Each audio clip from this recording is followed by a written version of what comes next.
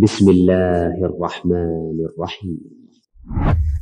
الحمد لله وحده والصلاة والسلام على من لا نبي بعده. رب اشرح لي صدري ويسر لي أمري واحلل عقدة من لساني يفقهوا قولي ثم ما بعد.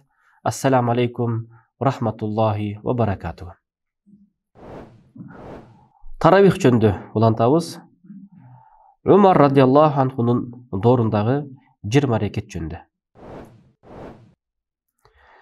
Биз айтканбыз мурдагы сабакта ушул хадистерди кимден риваят болгон жөнүндө айтып беребиз деп.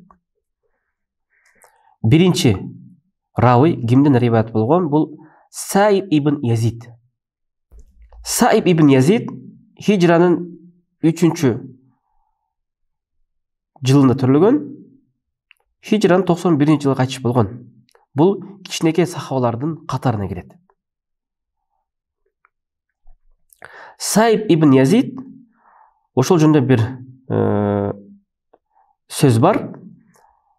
Кичинекей кезинде пайгамбардын жанына өтүп баратканда пайгамбар айткан экен ага: "Мен анта, сен кимсиң?" Ал айтыптыр: "Мен Саиб, мен Саибмин" дептир. Язидтин улу ибн Язид. Тамасаха раси. Ал менин башыман сылады дейт. Ошондо башыман сылаган жери, ал жерге ак чаш чыкпады дейт. Ошол жерлери кара экен да. Калган жерлери жана сакалдары баардыгы агарган. Элестетсеңиздер, 88 жашына чейин пайгамбарыбыз башынан сылаган жери капкара ойна калган экен да. Демек бул белгилүү сахаби. Ошондон болгон риваят. Айтат: "Анна Умар ибн ал-Хаттаби радиаллаху анху جمع الناس في رمضان على أبي بن كعب وعلى تميم الداري على 21 ركعة وينصرفون عند فروع الفجر". Айтат: андыктан Умар ибн ал-Хаттаб радиаллаху анху адамдарды Рамазанда Убей ибн Каабдын алдына чогулткан дейт. Убей ибн Каабды имамчылыкка чыгарып, артынан элди тургузган дейт. Жана Тамим ад-Даринин дагы имамчылыкка чыгарган экен да. Анан кийин 20 рекет ушундай узун болгон. Багдад намазга жакын калганда эле бир рекеттин окушкан экен да. Ошентип 21 рекет окуган экен. Мына хадис. Ошол үчүн Саибтен келген хадистер 20 рекет деп те келген, 21 рекет деп келген, жана 23 рекет деп келген. 21 рекет деген бул 20 рекет таравих, анан 1 рекет витр. 23 рекет деген бул 20 рекет таравих, анан 3 рекет витр. 20 рекет деген бул жанакы таравихтин өзүн гана айтып жатат. Бул хадисти дагы имам Абдуразак өзүнүн Мусаннафында риваят кылат. Имам Байхақи дагы Сунанында келет. Экинчи маселе. Дагы ким риваят кылган? Буну Абу Раух Язид ибн Руман ал-Мадани. Бул хижранын 120-жылдары кайтыш болгон.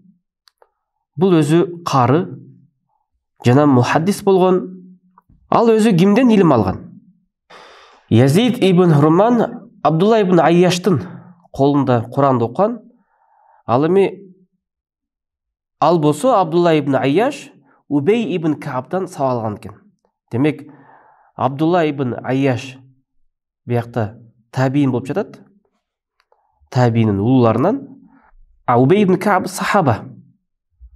Убей ибн Кааб билесиздер, пайгамбар алейхиссалату вассаламдын колунан Куранды окуган. Демек бул жерде мындай маселе болушу мүмкүн.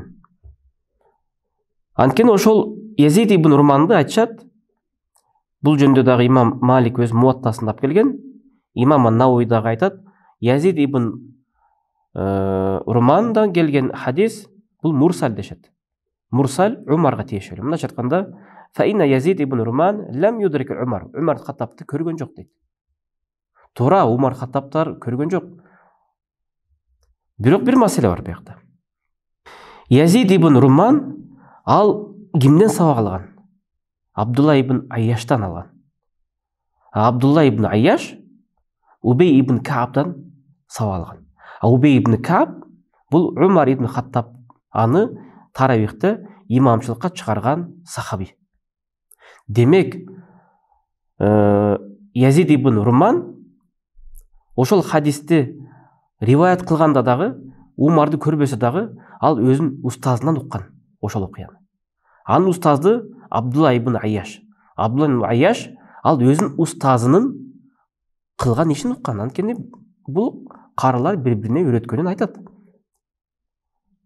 Убей ибн Кааб бұл Умар Хаттаб 20 рекетті таравих оқытқанды Убей ибн Каабтың алдына елдері шығарып, демек Убей ибн Каабты имам қылған. Мына ошондай бір мәселе. Андықтан ошол эгерде өзү Язид ибн Руман ал белгілі алым болған. Ал жөнді алымдар айтқан Абу Хатим айтады, бұл фиқат, бұл ишенішті адам дейді. Имам Насаи да айтқан фиқа деген, бұл ишенішті. Ибн Хаджар Асқалани фиқа, бұл да ишенішті деген Ибн Хаджар Асқалани айтқан. Анын ривайат Абу Хурайрадан келген еле мурсал болса, қалғаны фиқа, ишенішті деген. Имам Захаби айтады фиқа, ишенішті сабт. Бұл тұруқты, бұлдан келген хадистер қабыл алынады. Имам Суюти кәна алиман кәсірул хадис, алым хадисте көп білші. Демек, біз мұрдадағы айтқанымыз, демек мурсал хадис болса еле, даиф болса еле, ал нәрсе амал қылынбай қойбойт емес. Ал жерде мақсатын қараш керек, маанисін қараш керек.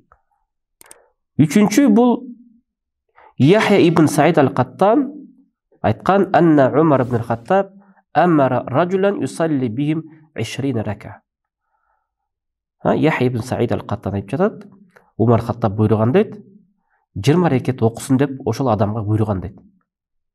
Убей ибн Каабқа. Ошол хадисте имам ибн Аби Шейба өз мусаннафында риваят қылады. Уаки болсо Маликтен, бирок Яхя ибн Саид Умар Хаттабты көрген емес дейді. Бұл дердадағы міне мурсал болып жатады дейді. Эми қараңыздар, Яхя ибн Саид ал-Қаттан деген ким? Яхя ибн Саид бұл хижраның 120 жылдары төрөлөт, хижраның 198 жылдары қайтыш болды. Жана мен белгілі бұл басралық алым. Анын шейхтерін қараңыздар. Шу'ба ибн Хаджаж, Суфиян ат-Таури, Абу Ханифа болған анын шейхи. Имам Абу Ханифадан илим алған ал. Яхя ибн Саид. Имам Маликтен илим алған Малик ибн Анастан, Суфиян ибн Уайнадан. Анын шакирттери ким болған? Белгілі мухаддистер. Али ибн ал-Мадани, Абдурахман ибн Махди, Ахмад ибн Хамбал, Яхя ибн Маин. Эми ал жөнді қандай адам екен жөнді жетішті ош керек. Себебі имам Байхақида айтқан, бұны фиқат, ишенішті адамдардан деген. Абу Хатим ар-Рази фиқатун хафиз, ишенішті хадис жаттаған алым деген. Айтор, бұл жөнді ешбір шек күмән болбойды. Анткени ал өзінің ұстаттарынан ұқты. Анын ұстаттары, алар улуу табииндер. Алар Умар Хаттабты көргөн. Алар Убей ибн Каабты көргөн. Андан кейін бұл Абдул-Азиз ибн Рафи. Ошондан келген хадис. Абдул-Азиз ибн Рафи айтады, «Қала кәна Убей ибн Кааб юсалли бин наси фи Рамадан бил Мадина 20 рака ва ютиру би 3». Абдул-Азиз ибн Рафи айтады, Убей ибн Кааб Рамазан айында Мадинада 20 рекет оқыған дейді. Адамдарға имамшылыққа шығып 20 рекет оқыған дейді таравихте.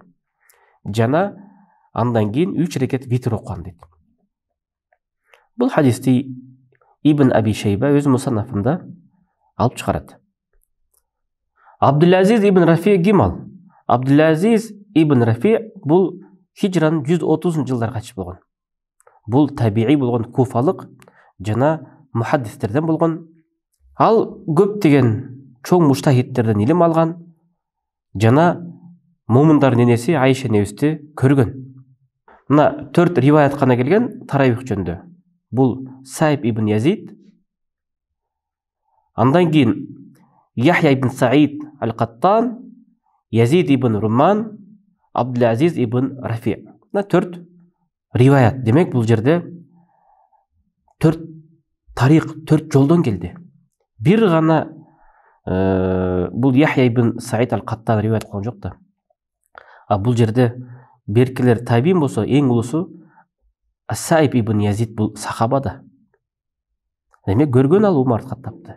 Жана мындай бир маселеде имам Ат-Тирмизи айтат өзүнүн сунанында: "Аксару ахлул илми аля ма руя ан Умар ва Али ва гайрихима". Көп илим ээлери айтышат дейт. Умардан жана Алиден келген риваяттар мин асхаби наби, пайгамбардын сахабаларынан 20 рака, 20 рекет деп келген дейт. Алиден да келди, Умардан да келди, Саибтен келди. Демек 20 рекет бул туура эле нерсе. Сахабалардын кылган амалдарынан салафу салих хадил умма, бул үммөттүн таза муундары, сахабалар ошо ишти кылган. Ошол амалды ким кылган дейт? Каулу Саури, бул сөз дагы имам Саури айткан. Ошондой эле Абдулла ибн Мубарак жана ошондой имам Шафии. Ошол үчүн имам Шафии айткан дейт дагы эмесинде. Кала Шафии: "Ва хаказа адракту би баладина би Макката юсаллуна 20 рака". Мен мусулмандарды жолтурдум дейт Меккеде, алар 20 рекет таравихти окушчу эле дейт. Демек 20 рекет жөнүндө көптөгөн далилдер бар бизде. Ошол үчүн дагы Ибн Теймия, Шейхул Ислам Ибн Теймия дагы өзүнүн Мажмуул Фатавасынын 23 том 112 бетинде айтат: "Сабата анна Убей ибн Кааб кана якуму бин нас 20 рака". Бул келген маалымат тасдыкталган дейт. Туруктуу маалымат дейт. Убей ибн Кааб адамдар менен 20 рекет окуган дейт. Каякта, кайсыл айда? Фи Рамадан, фи Кыям Рамадан. Рамазандагы кечки таравихинде. Ва ютир би салас. Жана витрде 3 рекет окуган дейт. Фарра касир мин ал-улама анна залика хува сунна. Көп алымдар 20 рекет таравихти сүннет деп аташкан дейт. Анкани лияннаху акамаху байна ал-мухажирин вал ансар ва лам юнкируху мункар. Анкани бул кылынган иш мухажирлер менен ансарлардын арасында 20 рекет окулган дейт. Эч кимис буга каршы чыккан эмес дейт. Демек, мухажирлер менен ансардын бирөөсү каршы чыкпады. Мухажирлер менен ансарлар булар сахабалардын дал ортосу да. Эң негизги өзөк да. Булар унчукпады. Вастахабба ахаруна 39 рака. Кебирлери 39 рекетти мустахаб, жакшы көрдү дейт. Ибадатты көрөк кылалык деп. Бул ким? Бул жанакы имам Маликтин мазхабы. Алар айтпадым 36 рекет окуйт, анан 3 рекет витр менен 39 болуп эсептелинет. Анткени бул Мадинада ошентип окушкан дейт. Имам Малик Мадинада болгон. Ошондон бир маселе табат келет. Демек, имам Маликтин мазхабында 36 рекет, же 13 рекет, же 11 рекет экен.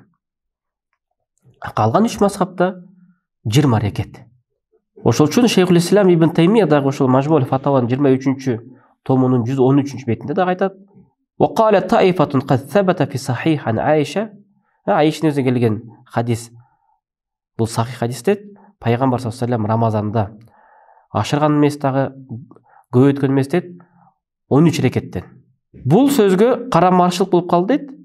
Бул халиф Рашидтердин бири, бул Умар Хаттабтын кылган иши. Ал жөнүндө нерсе бар. Анткени пайгамбар айткан хадис бар. Алейкум би суннати ва суннатил хулафа ар-рашидин ал-махдиин мин ба'ди тамассаку биха ва адду алейха бин наважид ва iyyakum muhdathatil umur fa inna kulla muhdathatin bid'a wa kulla bid'atin dalala. Sahih hadисте келет. Алейкум би суннати, менин сүннөтүм бекем кармаңгыла.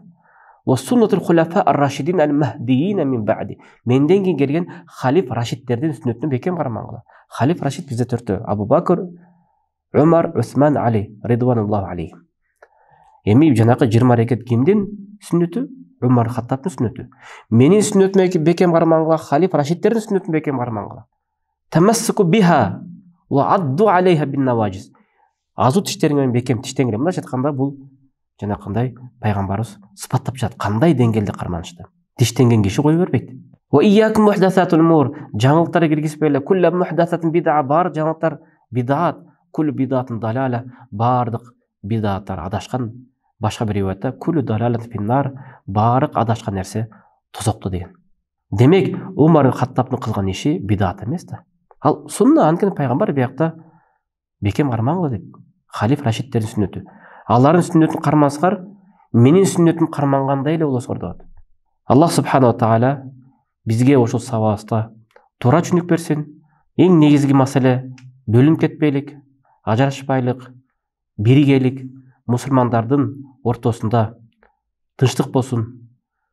Жөнөкөй эле бир нафил маселесине бөлүнүп жатсак, анда ийгиликтер биздин колубуздан кол жуп калат. Келиңиздер, 20 рекетти имам менен окуйлук. Эгерде кыйналып кетсеңиз, анда 8 рекеттен кийин же 10 рекеттен кийин чыга берсе болот. Бирок чыккандан кийин үйүнө кетип калган жакшы. Андан мичтен чыгып алып туруп, тегеректеп алып, ошол жерде өзүнчө бир бөлүнгөн бир маселени кылбайлык. Биз имамдарыбызды сыйлайлык, карыкелерибизди сыйлайлык, артынан туруп калалык. Анткени баардыгыбыз ошолордой Куранды жатка билбейбиз да. Ошонун артынан туруп таравихти окуп, Аллахтан көп дуа алып калалык. Проблема, мүшкүл нерсе жок. 20 рекет да туура, 8 рекет да туура. Ассаламу алейкум ва рахматуллахи ва баракатух.